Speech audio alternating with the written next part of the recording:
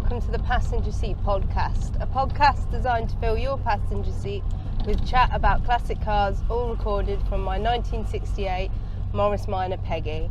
I'm Becca and I'm back after my first ever week off due to ill health.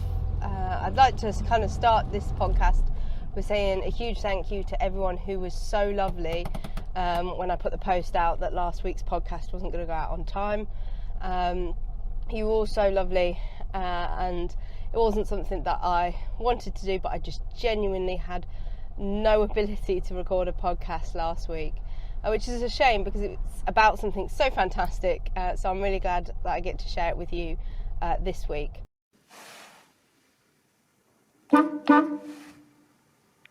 Before we get into that though, I do need to make sure that you all know that as this is the last episode going out before the NEC, that I will be at the NEC, and there's a couple of ways that you can see me and get involved. So I'm going to start with that. So Peggy will be straddling both the young members and the Women Drivers Social Club stand, which is in Hall 5. We're over towards the Sporting Bears section in Hall 5, so you'll be able to find us there, and I will be kind of between the two stands for a lot of the weekend. But also, if you would like the chance to be on the podcast, there is a really fantastic thing happening at the NEC this year, which is that they are going to have for the first time a podcasting lounge, and I've been invited to do an episode there for the Passenger Seat Podcast. Now obviously usually we'd record all of my episodes within Peggy, and she's in Hall 5. The podcasting lounge isn't where Peggy is, so this is going to be a special edition, a little extra episode. But what I'd really like to do is capture a couple of people's stories about coming to the NEC, capture a couple of people's stories about their classic car ownership, like I do with the podcast usually, but making use of the podcast studio that they're providing with us. So I will be in the podcasting studio on Saturday at 1 p.m. So you can find out where that is, and I'll be posting lots more stuff about it over on Instagram and Facebook and Twitter. So if you are interested, come along, get yourself in the audience, and it'll be a case of me picking people out of the audience during the recording. So get yourself there for the chance to start on the Passenger Seat Podcast if you haven't already. But it'd be fantastic to see some people there, and obviously you'll get the chance to have a look in Hall 5 for Peggy and to see her in all her glory now the restoration is complete.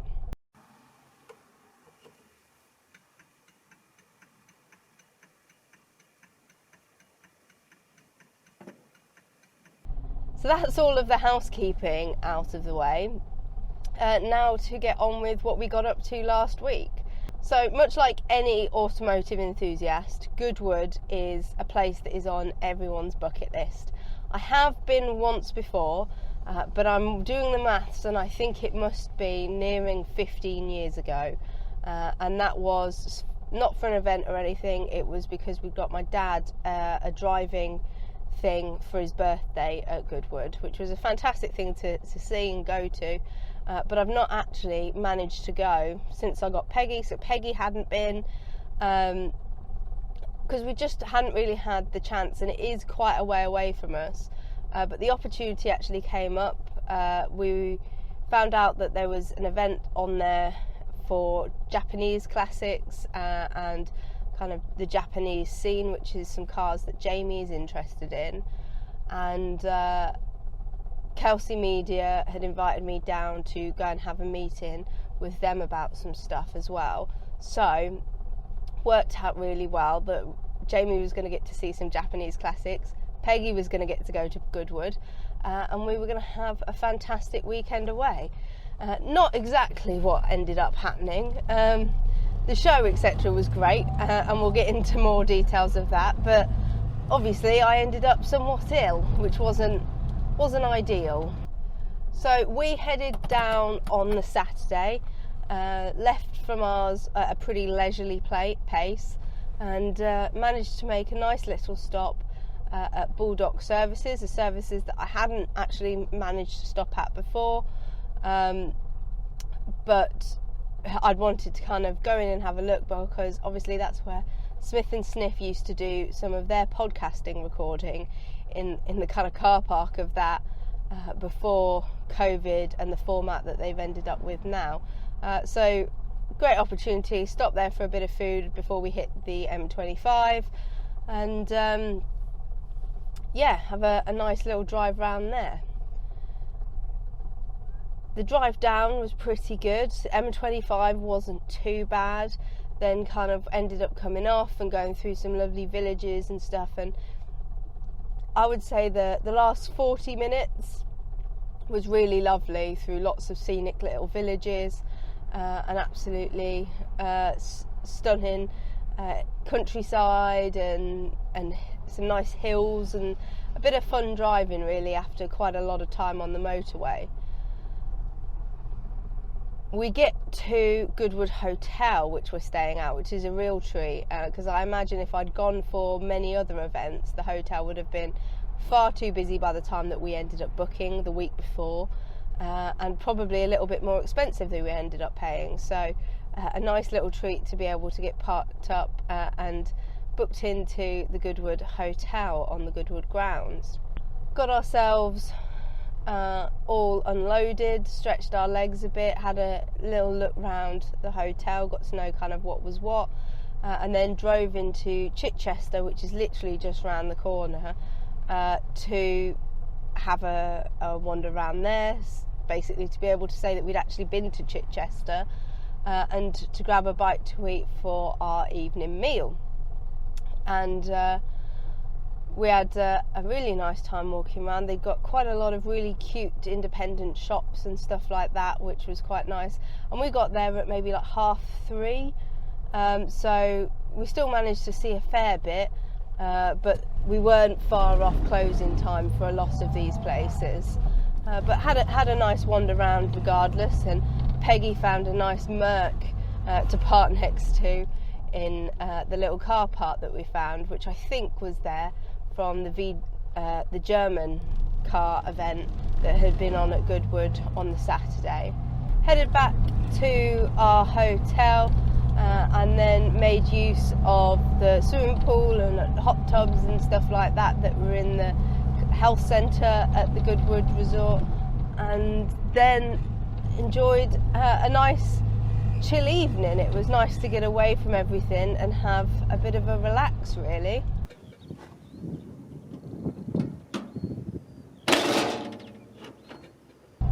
Now, Sunday morning was obviously what we'd mostly come up for, and I woke up, got ready, and then started to feel a little bit ill. Wasn't really sure, just wasn't quite right, but we went to breakfast, had a fantastic breakfast. It was really nice stuff, and I'm just gutted I couldn't enjoy it more because I was feeling a bit off. And then headed on to Goodwood itself. Got Peggy parked up in this vast car park of cars, and there was a lot of Japanese stuff even in the general car park, like where we were, which was quite nice to see, and some other unusual bits and pieces that had obviously come out for the day, and so a nice little walk through. But Peggy did look a little bit unusual and out of place. They'd got a great system for getting people across the road from the car park into Goodwood. I don't know if that's the sort of thing that they use for Goodwood Revival and things as well, but it worked really well, and we were nice and safe getting into Goodwood, got our tickets scanned, and then it was time to explore. Now, most stuff was set up in terms of clubs that had signed up, so there was quite a lot of variety, and it was all spread over the fantastic site, giving you lots of things to walk around and the ability to explore a lot of the site. There was stuff that to be honest, a lot of the stuff I'm not hugely familiar with, but it was fantastically cool and great to see how much effort a lot of the owners put into making these cars their own, making the tweaks and customizations that they want to enjoy the cars, which I think is really fantastic, and a thing that I really admire about the kind of custom and modified and Japanese scene. There was stuff tucked away in the little paddocks areas, stuff parked all the way along the track, stuff in all of the little like offshoot car parks that are around the site. It was great. We spent a lot of time walking around, and the weather wasn't fantastic. It was your typical autumn drizzly day, and unfortunately it meant that some people did start creeping out what I would consider a bit too early, but it was some great cars, and it was well worth staying and sticking around and walking around and enjoying it all, because there was just so much to see and so much colour and detail put into even more basic cars that didn't have as much customization, or cars that I think some people see every day and don't think much of, like the Nissan Micras that are starting to kind of gain in popularity. I think the Japanese scene has been making the most out of for a little while now. Now the real like 70s and 80s classics of these is what Jamie absolutely loves, and we did manage to find a good collection of Datsun 240s and 240Zs, which was fantastic, and great to be able to come across some great Mazdas from that period as well, in types that again we'd never seen before, either because they are Japanese imports or just things that aren't necessarily likely to turn up to your everyday classic sort of show. It was a real nice mix of stuff. We had some great stands as well with stuff for sale, and I think something that the Japanese scene has really got down is stickers. I was able to get some really lovely stickers of cute little animals with spanners and welding guns and stuff like that, which I thought were really fun, and they've gone on my toolkit in the back and brightened that up a little bit. So I do really appreciate that, and I think some more great stickers like cute animals holding tools is something the classic car scene could definitely benefit from. We had a tiny bit of lunch. Again, I wasn't really feeling 100%, so just a little bit of something from the Motor Circuit Cafe, which is a great little spot and has a great view of the racecourse. And I think if I was reasonably local, and now with all my kind of freelance working and working from home, I would make a lot more use out of and probably be there enjoying the view of the racecourse and things going round far more frequently. It was a really nice little spot, and made for a nice little break before we did a few more walk rounds and circuits, and we managed to talk to a couple of people as well, partially because at one point Jamie was mistaken for somebody that somebody else already knew who had a car. But it's nice to be able to talk to people, and even though I don't know a lot about their cars, they were really enthusiastic, and I think that's the really cool thing about the car scene, is even if you don't know a lot, the person whose car it is just so excited to be able to talk to someone about what they've done with their car and all the hard work that's gone into it, that you can have really great conversations regardless. Now, like I said, unfortunately, because of the drizzly weather, some people did start to sneak off a little bit early, but we stayed until maybe about 2:30, 3 o'clock-ish, and went over to the Aerodrome Cafe, which was again really nice, and did some fantastic hot drinks and had a view of the aerodrome and the airplanes that fly out of Goodwood, which was nice to see.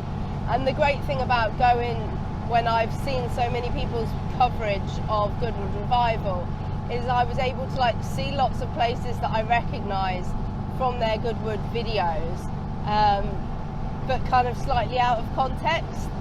which was quite fun, and meant that I was kind of able to get an idea of kind of how Goodwood is set up when it's not so busy, because I would really love to do Revival, and I'm just kind of waiting for the right year. It's not landed. The timing of it in September has been quite difficult with my previous jobs, but it would be fantastic to maybe go in the not too distant future. But it was nice to go around the site and get an idea of how it's all laid up and get to enjoy the heritage and stuff of it before it's kind of absolutely rammed like it is at Revival.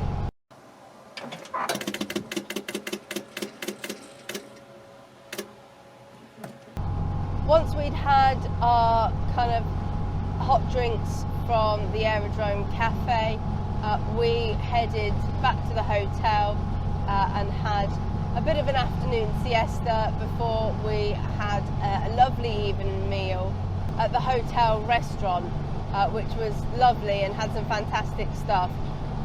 I was still not feeling well, and I think what had happened is that I'd eaten something possibly at the services on the way down, but could have been elsewhere, and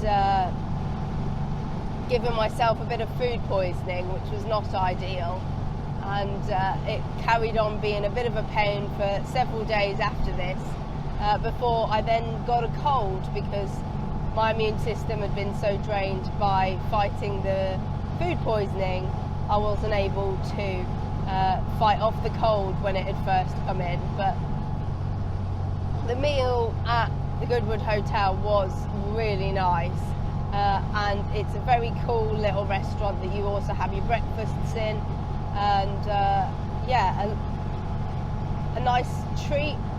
We were back in that restaurant again for breakfast the following morning before we headed to Sainsbury's in Chichester for a bit of medicine and some drinks and things and some fuel for the trip home.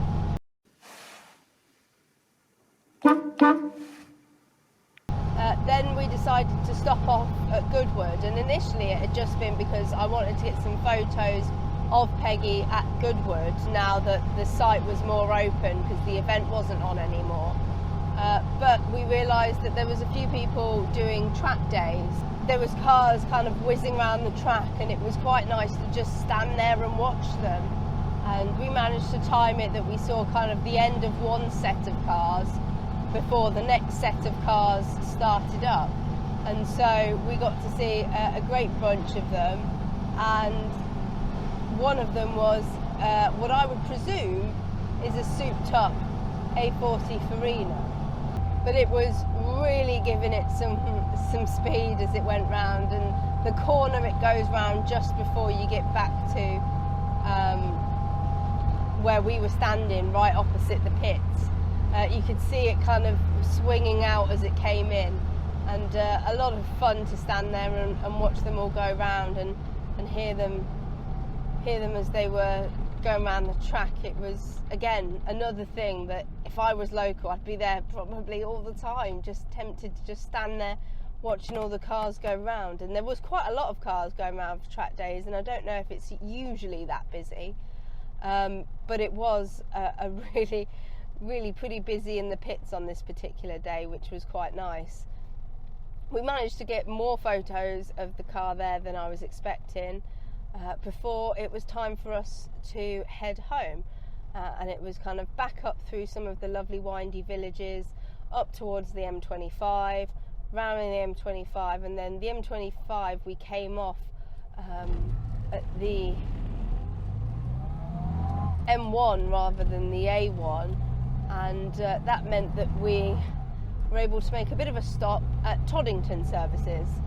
Not a services that itself has a huge amount to speak of, and isn't particularly nice compared to some services like rugby services and things like that, but has a very unique feature. It has a concrete bridge that goes over the M1 that is for pedestrians to get between the two sides of Toddington services, and it's totally exposed. Usually the bridges that go between two services are kind of enclosed, but this is totally exposed, so you can stand there and feel the wind of lorries rushing past you and things like that, whilst completely exposed rather than it being in an enclosed casing. Now obviously this sort of thing is pretty dangerous by today's standards, but pretty cool if you're into unusual services and motorway architecture like I am. And one of the young members knows that I'm into that sort of thing and had told me about this place and about the fact that actually, because of how dangerous the bridge is, it's up for demolition. So it was quite lucky that we got sent up the M1, and it turned out that it was a great opportunity to pull in and get to experience the bridge before it is demolished. And there was a lot of roadworks on the M1 at that time. We were there, so there's a good chance that that is all part of what will end up removing the bridge from across the M1. So good timing on our part.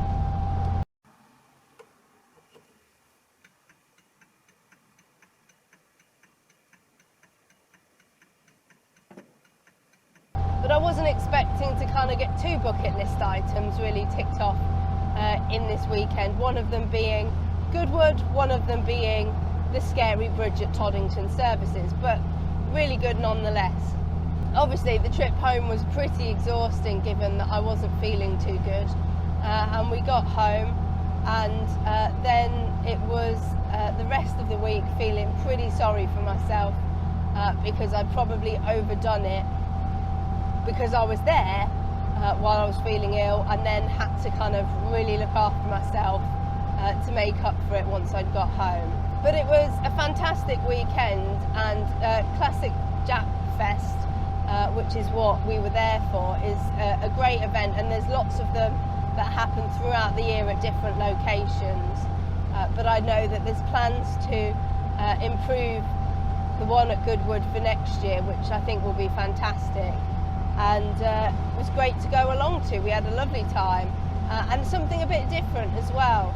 And it can be easy, I think a lot of us talk about the fact that we end up often going to the same shows every year, so it can be nice to occasionally find something a little bit different and go along to that, which was great, and gave us the opportunity to explore Goodwood as well.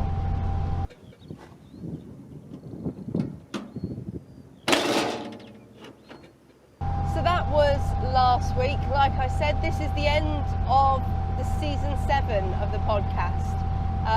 It's been a busy one, lots of ups and downs, and I'd like to thank you all for sticking with us. And if you are at the NEC, be sure to come and say hello. There's lots to see at the Classic Motor Show, and it would be great for you to make us one of those things to come and see. And both the Young Members stand and the Women Drivers Social Club stand, I'm hoping, I've put a lot of work into them this year, so they should be absolutely fantastic and a real nice thing to stop off. Both of them are going to have photo opportunities, so worth coming in for those as well. I will be back probably around the time of the Classic Motor Show with the next series of the podcast. So thank you ever so much for listening. Drive safely and happy motoring.